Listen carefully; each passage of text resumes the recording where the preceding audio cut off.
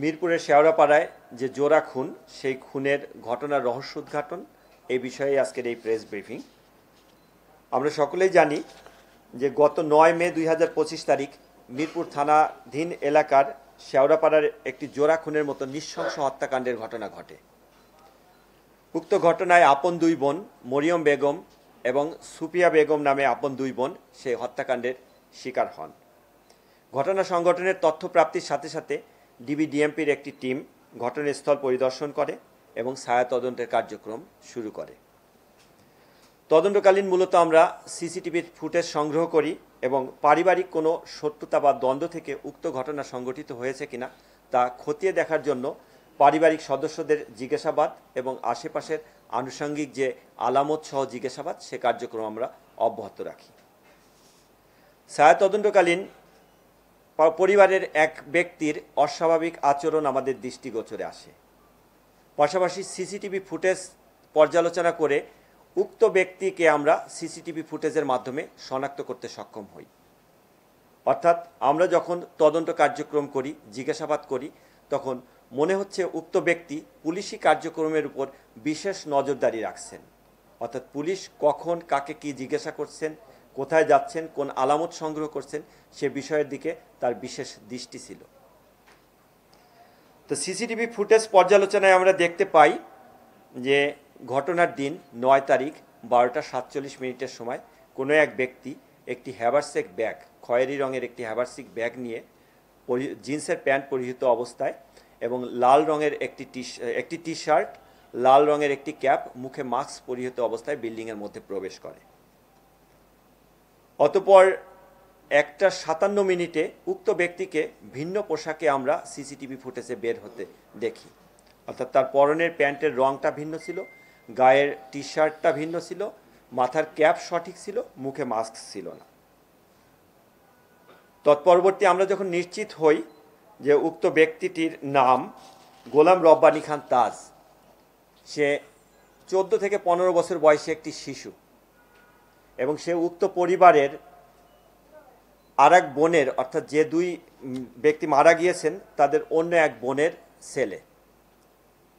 তারপর আমরা মোবাইল সিডিআরের মাধ্যমে তার অবস্থান শনাক্ত করে আমরা জানতে পারি যে সে পারিবারিক জানাজায় অংশগ্রহণ করার জন্য ঝালকাঠি জেলায় গিয়েছে। আমরা একটি টিম পাঠাই, ঝালকাঠি জেলা থেকে তাকে জিজ্ঞাসাবাদের জন্য আমরা আনি, সাথে তার পরিবারের সদস্যরা থাকে। প্রাথমিকভাবে তাকে জিজ্ঞাসাবাদে সে ঘটনার সাথে সম্পৃক্ততা স্বীকার করে। এখানে ঘটনার নেপথ্যে কী কারণ সে রহস্য উদ্ঘাটনের জন্য তাকে আমরা ব্যাপকভাবে জিজ্ঞাসাবাদ করি। জিজ্ঞাসাবাদে সে জানায় যে মূলত সে একটি পুরনো বাইসাইকেল কেনার জন্য টাকা সংগ্রহের উদ্দেশ্যে সে তার খালার বাসায় আসে এবং সাইকেলের দাম 3000 টাকা। শুক্র, শনি, রবি 3 দিন স্কুল বন্ধ ছিল। সে সাথে কিছু কাপড় চোপড় সহ তার খালার বাসায় আসে এবং খালার কাছ থেকে সে টাকাটি সংগ্রহ করবে, এটি তার উদ্দেশ্য ছিল।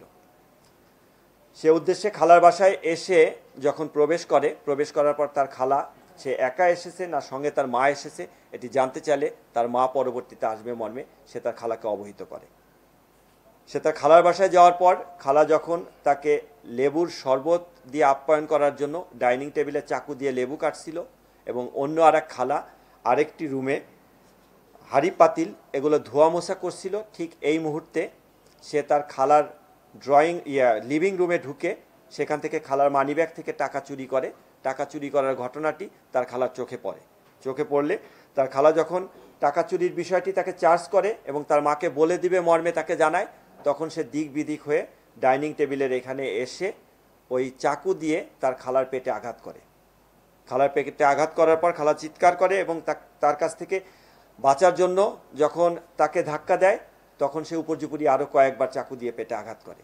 এক পর্যায়ে তার চিৎকারে তার আর এক খালা অন্য রুম থেকে আসলে সে যখন এই দৃশ্য দেখে তখন সে চাকু দিয়ে তার ওই খালার পেটেও আঘাত করে এবং রান্নাঘরে ঢুকে শিল পাটা যেটা, সেটা পুতা এনে প্রথমে ছোট খালার মাথায় আঘাত করে, পরবর্তীতে বড় খালাকে আঘাত করে এক পর্যায়ে কার্যক্রম সমাপ্ত করে সে ওয়াশরুমে গিয়ে তার কাপড় চোপড় এগুলো পরিবর্তন করে এবং সে নিজেকে পরিষ্কার করে ভিন্ন কাপড় পরে সে সেখান থেকে বের হয়ে এসে পথে একটি সিএনজি নেয়। সিএনজি নিয়ে এসে যাওয়ার পথে এর ভিতরে সে বাসাটা লক করে চাবি নিয়ে আসে। আসার পর যাওয়ার পথে সে চাবি এবং তার মাথার ক্যাপ ফেলে দেয়।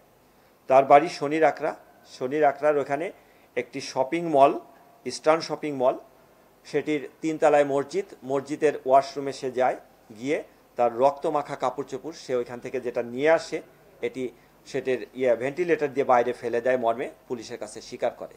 অতঃপর সে বাড়িতে গিয়ে তার রক্তমাখা স্যান্ডেল পরিত্যক্ত একটা বাড়ির সামনে ফেলে দেয় মর্মে স্বীকার করে। তার স্বীকারোক্তিমূলক জবানবন্দিতে আমরা রক্তমাখা তার প্যান্ট, শার্ট এবং জুতা এটা উদ্ধার করি। আর ঘটনাস্থল থেকে আলামত হিসাবে চাকু, পোতা এগুলো সহ আরও বেশ কিছু আলামত জব্দ করা হয়েছে। এ বিষয়ে একটি নিয়মিত মামলা রুজু হয়েছে। তার খালাতো বোন অর্থাৎ মরিয়ম বেগমের মেয়ে নুসরাত জাহান মিষ্টি বাদী হয়ে থানায় একটি মামলা রুজু করে। উক্ত মামলায় তাকে গ্রেপ্তার দেখানো হয়েছে এবং তাকে যথারীতি আইনের আওতায় সোপর্দ করা হয়েছে। আর অন্য মামলার কার্যক্রম তদন্তাধীন আছে। এই পর্যায় পর্যন্তই ছিল এটি ঘটনা। তদন্ত চলমান আছে। তদন্ত চলমান সাপেক্ষে তদন্তের অন্য অগ্রগতির কার্যক্রম পরিচালিত হবে। এখানে উপস্থিত থেকে এই ব্রিফিংয়ে উপস্থিত হওয়ার জন্য আমাদের পক্ষ থেকে পুনরায় আপনাদেরকে ধন্যবাদ এবং কৃতজ্ঞতা জানিয়ে আজকের মতো এখানেই পরিসমাপ্তি করছি। Thank you.